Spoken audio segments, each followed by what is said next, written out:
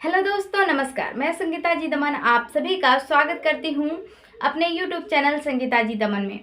दोस्तों, भारत के इतिहास में मौर्य शासकों का काल स्वर्ण काल कहा जाता है और इसी काल में भारत को एक संघ करने की कोशिश की गई थी। आइए जानते हैं मौर्य काल कहाँ से कहाँ तक और रहा और किन मौर्य शासकों ने शासन किया। जी हाँ दोस्तों, चंद्रगुप्त मौर्य ये पहले शासक थे मौर्य राजवंश के, जिनका शासन 232 से लेकर 228 ईसा पूर्व तक यानी कि 24 वर्ष तक उन्होंने शासन किया। मौर्य वंश के दूसरे शासक थे बिंदुसार मौर्य, जिन्होंने 298 से लेकर 271 ईसा पूर्व तक यानी कि 25 वर्ष तक शासन किए। इसके बाद सम्राट अशोक, जिन्होंने 271 ईसा पूर्व से लेकर 232 ईसा पूर्व यानी कि 39 वर्ष तक इनका शासन चला। दोस्तों, चौथे मौर्य वंश के शासक थे कुणाल, जिन्होंने 232 ईसा पूर्व से लेकर 228 ईसा पूर्व तक यानी कि 4 वर्ष तक का शासन रहा। इसके बाद पांचवें शासक थे दशरथ, जिनका शासनकाल 228 से लेकर 224 ईसा पूर्व तक शासन रहा। कुल मिलाकर 4 वर्ष तक इनका शासन चला। दोस्तों, इसके उपरांत छठवें शासक थे संप्रति ने शासन संभाला 224 से लेकर 215 ईसा पूर्व तक 9 वर्ष तक कुल मिलाकर इनका शासन चला। इसके बाद शालीशुक 215 ईसा पूर्व से लेकर 202 ईसा पूर्व तक यानी कि इनका शासनकाल कुल मिलाकर 13 वर्ष का शासन रहा है। दोस्तों, 8वें शासक थे देव वर्मा, जिनका शासन 202 से लेकर 1995 तक ईसा पूर्व तक 7 वर्ष का शासन इन्होंने किया है। दोस्तों, 9वें शासक थे सतधनवन, जिन्होंने 1995 से लेकर 1887 ईसा पूर्व तक यानी कि 8 वर्ष का शासन रहा है। और 10वें और आखिरी राजा हैं बृहदत्त, जिन्होंने 1887 से लेकर 1885 ईसा पूर्व यानी केवल 2 वर्ष का शासन इन्होंने किया। दोस्तों, मौर्य वंश के पहले शासक थे चंद्रगुप्त मौर्य, जिन्होंने 322 से लेकर 298 ईसा पूर्व तक पूरे 24 वर्ष तक शासन इन्होंने किया। चंद्रगुप्त मौर्य के विशाल साम्राज्य में काबुल, केरल, गांधार, बलूचिस्तान,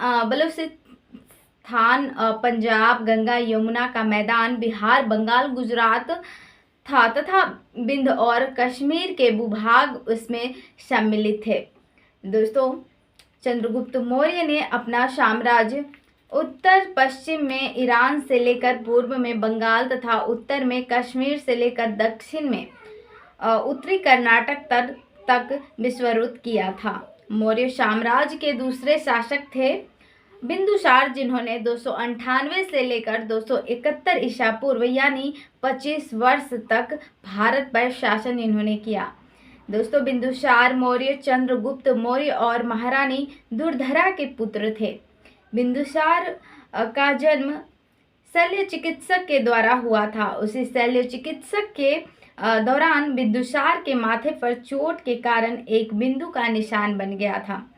दोस्तों, जिसके बाद उनका नाम बिंदुसार पड़ा था। बिंदुसार की कुल 16 पटरानियां थी, जिसमें चारुमित्रा और सुभद्रांगी प्रमुख थी, जिनमें से कुल 101 पुत्र का उल्लेख मिलता है, जिसमें सुसीम, अशोक और तिष्य प्रमुख थे। कुछ पुस्तकों के अंतर्गत मौर्य साम्राज्य के विस्तार का श्रेय भी बिंदुसार को गया है। बिंदुसार को पिता का पुत्र और पुत्र का पिता के नाम से भी जाना जाता है। दोस्तों, क्योंकि वो प्रसिद्ध और पराक्रमी शासक चंद्रगुप्त मौर्य के पुत्र एवं महान राजा अशोक के पिता थे। यूनानी लेखक ने इन्हें अमिचिलेटेस कहा है।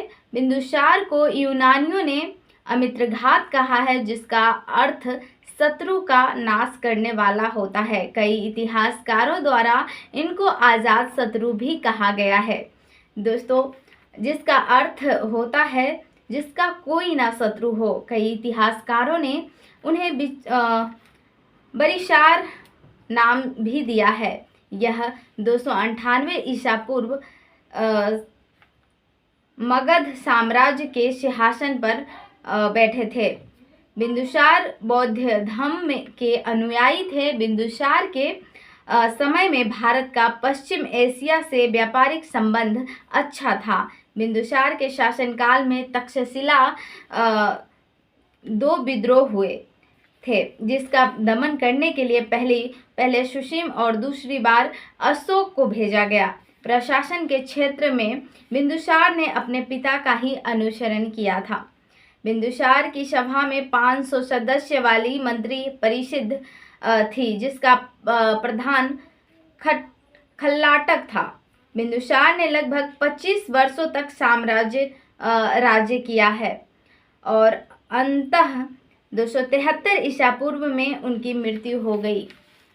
तो दोस्तों, ये थी मौर्य राजवंश के बारे में इतिहास की जानकारी। और अभी भी वीडियो बहुत लंबी हो जाएगी, तो ये हमारा था पार्ट 1।